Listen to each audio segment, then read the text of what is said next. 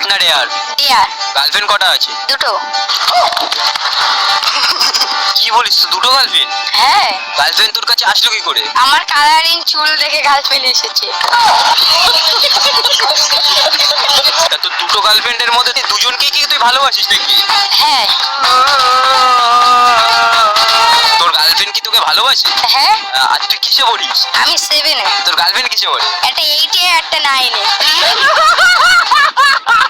তুই এত বড় মেয়ে পটালি কি করে? চুলের স্টাইল আর সাইকেলের স্টাইল। তাহলে তুই তোর গার্লফ্রেন্ডকে কল করে বলতে পারবি আমি আমার চুল কেটে দিয়েছি, আমি টাক হয়ে গেছি? মানে এটা একটা প্র্যাঙ্ক।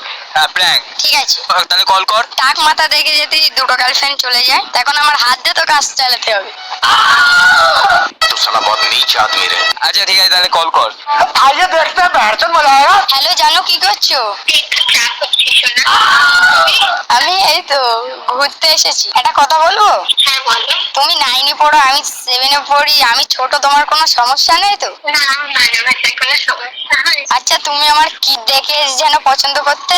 তোমার চুল। আমার এই ছাপড়ি চুল দেখে পছন্দ হলো কি করে?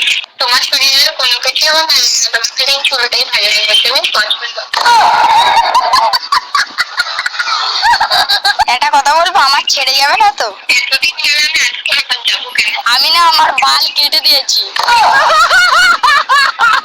কোথায় কোথায়? উপরের উপরে। উপরের বলতে কোথায়, বগলে? না না, মাথার মাথার। কেন? বাড়ির দিক থেকে চাপ দিচ্ছিল তার জন্য। আমি বলো। তুমি কি আমার চুল দেখে ভালোবেসেছো? তুমি আমার টাক মাথালে থাকবে তো আমার রিলেশনে? তুমি এমনিতে বাচ্চা, এর জন্য তোমার চুলের জন্য তোমার সাথে রিলেশন ছিল। তুমি আজকে চুল কেটে দিয়েছো বলে আমার মুখে মনটা ভেঙে দিয়েছো। চুপচাপ থাকো।